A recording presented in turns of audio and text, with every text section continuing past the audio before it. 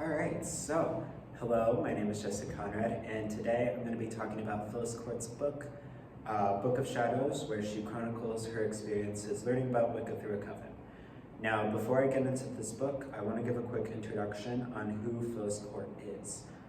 Phyllis is a high priestess who advocates for the rights of witches and is a very well-known priestess, since she is the most published priestess in the world. Also, Phyllis was a vice chair on the Parliament of World Religions in 2015.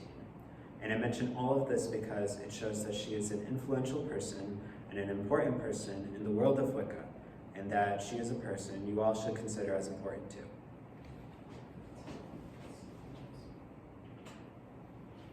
Okay, so for a quick overview on what happens in the book itself, it takes place in New York during the 1970s and follows Phyllis as she joins a coven of witches in New York. And throughout the book, she describes her experiences with the rituals that she does and tells us what she makes of them and how her experiences with said rituals impacted her. During her time in the coven, she learns about the history, beliefs, and practices of Wicca from the priestesses Nona, Bologna, and Maya, as well as from her own research. Due to this, she gradually gains knowledge on the craft and is able to do much more with magic as the book progresses. I would also like to mention that throughout the book, Phyllis develops close relationships to her fellow coven members, regarding them as a strong community of women. She especially grows closer with Jeanette, and at the same time as this, Phyllis gets a job as Haddis's associate for a law firm and details the hardships of being a woman in corporate during this period, and the struggles that she continuously faces due to her gender.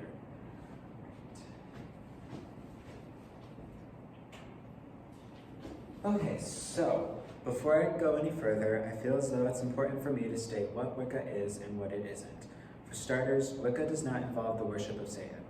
This perception of Wicca is highly tired and is honestly a tired and untrue assessment of Wicca that was perpetuated by the Catholic Church during the burning times that spanned hundreds of years, which involved the burning of people, mostly women, because they were perceived not to follow Catholicism correctly or were simply not Christian. With that being stated, Wicca is a neo-pagan religion that is based on the beliefs and practices of old religions. One of the main beliefs within Wicca is that magic is real and a tool that one can work with to achieve what one may desire. Another belief in Wicca is that all life is sacred, which means that all life itself is divine, which results in the rule that a witch should not harm another life using magic. One final aspect of Wicca that I would like to mention is that the rituals within Wicca focus on the worship of primarily the goddess, and the goddess can go by many names, but it mainly signifies feminine divinity within oneself, others, and things.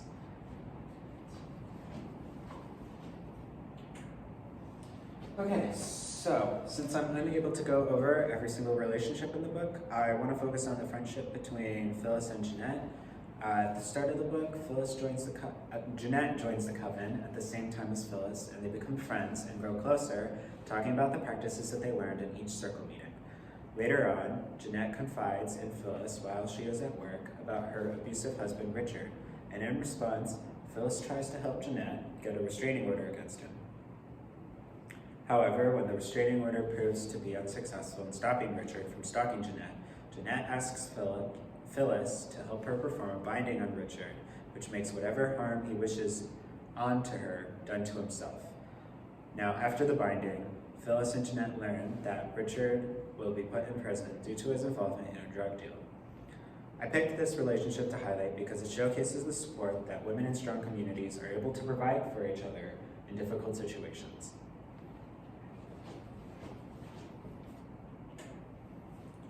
Okay, so moving on to Phyllis's job, she was able to get a job when Haddis, an ex-lover, makes an offer to Phyllis to be his associate, and she takes the job on the basis that Haddis's offer was made strictly for business reasons.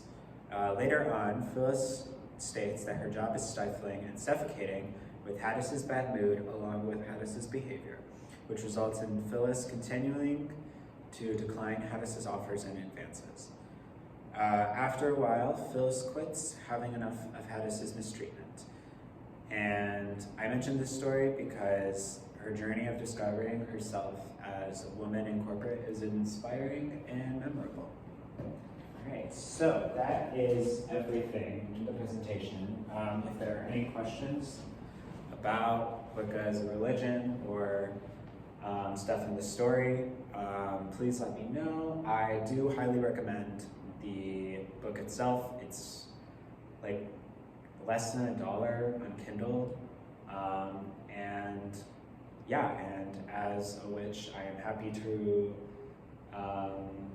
lend out any resources on Wicca itself. So whenever you're watching this, have a good day or night or evening or whatever, and yeah.